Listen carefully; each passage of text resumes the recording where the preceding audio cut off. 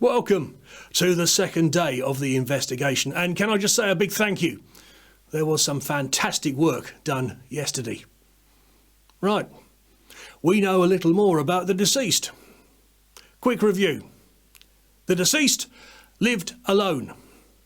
She seemed by some to be friendly, and by others to be standoffish. The COD is death by stabbing. Okay. So, the coroner has just confirmed that the bruises on the body are in fact defensive wounds, and Soccos have now confirmed there is no sign of forced entry to the flat. Okay, today's task, we have 2 more interviews for you. One from the best friend and another from a former colleague of the deceased. Please review these very carefully. If you do have any questions, there is a group information page that has been set up, so check there. Right, you know what to do. Get on with it. Sorry, officer, I'm still really shocked about what's happened to Victoria. She was a really good friend of mine, yeah. So I last saw her, well, the day before she died. Sorry. It's just coming to terms with it. You know, someone I've known for 22 years, something like that. Yeah, we met when we were on tour together. We were both actresses, and we just got on really well. We used to joke that we were like twins because she was Victoria Rushmore and I was Ros Vine at the time. Yeah, so we were like the same initials but the wrong way around. That was our little sort of private joke together. I changed my name because, you know, as most actresses do, you know, you want to have something that's out there. So I changed it to Jasmin Vine, and then I got married and I became Jasmin Dayton. Victoria was a lovely girl. She really was. We used to just have a laugh. You know, our lives had gone in different ways. She'd stayed with the acting. I've had a couple of kids and started my own business. So we'd sort of moved in different directions, but she was my friend. I mean, I know that it's going to be no surprise to you to find out that people didn't necessarily get on well with her. She was feisty, she was fiery. You know, I quite like that about her, but I know that, you know, a lot of people found her difficult, I think, challenging. I think someone once said she was intimidating. Yeah. We didn't always get on as well. There was a time where we didn't speak to each other for about 5 years, something like that. It's a long story now, but she'd put out some information about me, you know, out there on social media, and that caused a lot of problems with my ex. She could be a bit like that. She was very jealous, and that was the problem. I'd got a TV job actually, and it took me off around the world, doing amazing filming, and Victoria at the time, she wasn't really getting anything, and she just became a bit of a bitch. But that's what she was like. She was like that. She was at one point incredibly focused and determined, and would do anything to get, you know, where she wanted. But at the same time, she was fun. You know, we didn't live too far from each other. I used to pop round, have a glass of wine. That's exactly what I was doing there last night. I used to pop round. I could leave the kids for a few hours and went round to hers. I think I got there about, I don't know, 8 o'clock, something like that. I didn't stay too long. I stayed about 10:30, and that was it. I didn't think that was the last time I'd ever see her. So yeah, Tom is her personal trainer.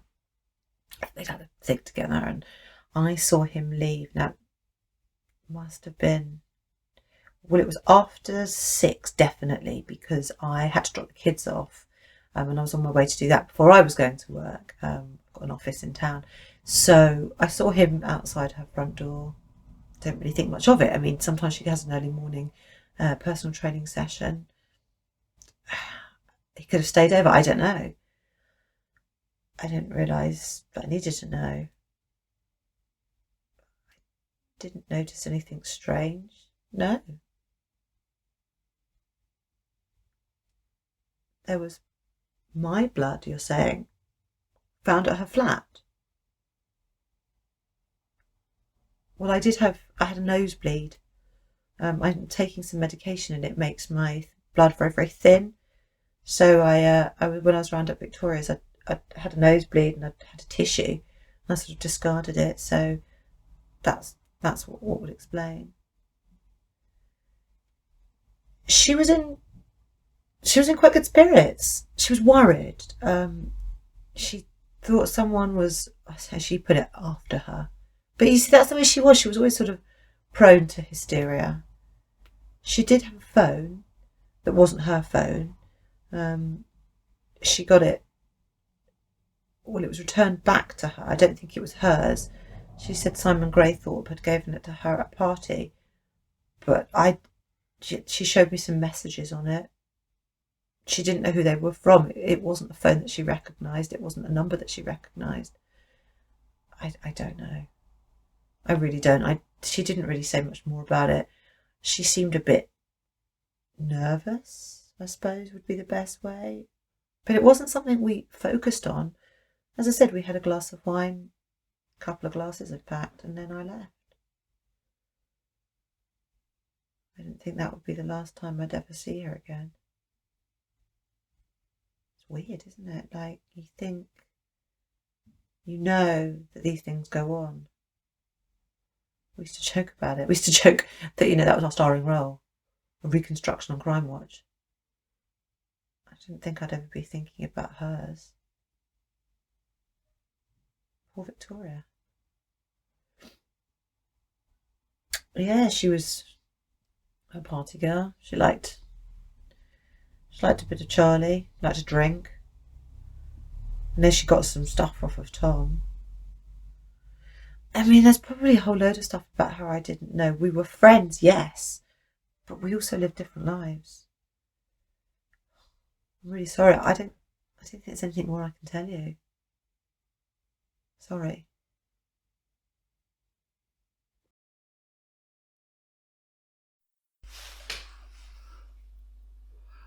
Officer, if this is what I think it's about, I should call my lawyer.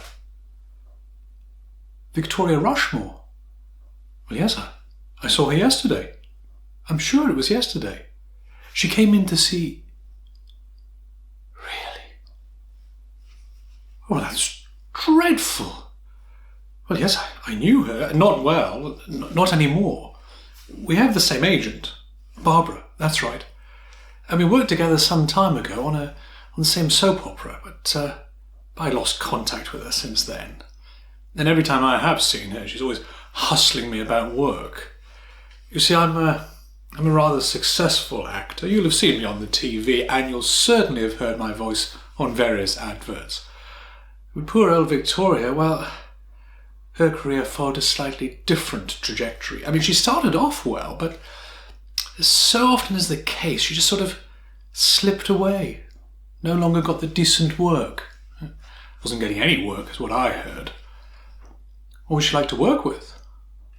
Oh, well, Victoria Rushmore was quite a tragic figure, in my opinion. You see, she started off as a determined, almost ruthless actress, and then became a sort of embittered husk.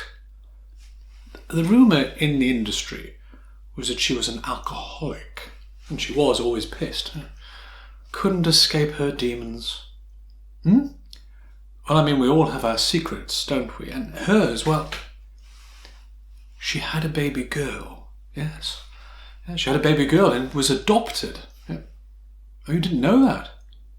Well, I suppose not many people would have done. I mean, she kept that firmly under the radar. I don't know the ins and outs of it. All I know is that she was young, very young, if you know what I mean. Yes, didn't want the kid, gave it up. All she wanted was a career, and she wasn't going to let some baby get in the way of that. I don't know any more of the details. There was something about the father and some other things, but I'm sorry, I just can't help. When did I last see her? Well, a few days ago at Barbara Nettingfold's office.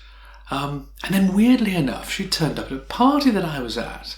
I mean, she was, drunk as always and loud, so I gave her a wide berth. But I did give her the mobile phone that Barbara had asked me to give to her. What time did she leave? Oh, I don't know. Maybe 11 o'clock? I left about 12 midnight. She might have still been there. I didn't check. Sorry, I can't be of more help.